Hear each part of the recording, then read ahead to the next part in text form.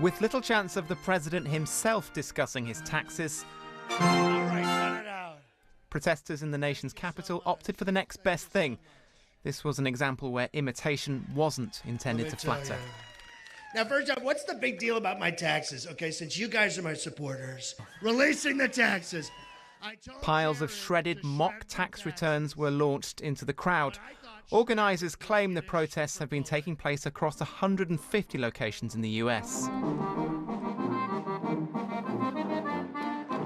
In Chicago, crowds took part in a chicken dance, suggesting Donald Trump is too scared to release his returns.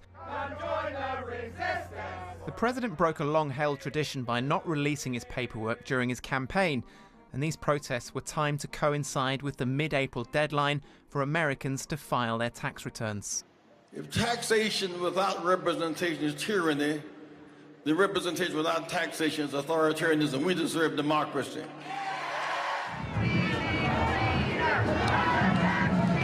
In Manhattan, several thousand lined 6th Avenue, marching towards one of Donald Trump's New York hotels.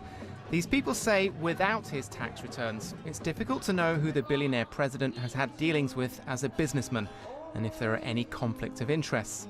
Mr. Trump says he can't supply his returns because they're being audited, something federal tax authorities say is no bar. We're living in a time where honesty has no currency,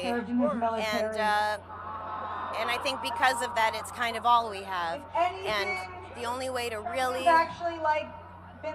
penetrate this administration is to take to the streets. The president's supporters point to a recently leaked 2005 return showing Donald Trump paying $38 million to the taxman. And many say the issue simply doesn't matter to them. In Berkeley, California, rival pro- and anti-Trump rallies descended into a brawl, with more than a dozen arrested as fistfights broke out. Another reminder of how Donald Trump continues to be a president that polarizes his country.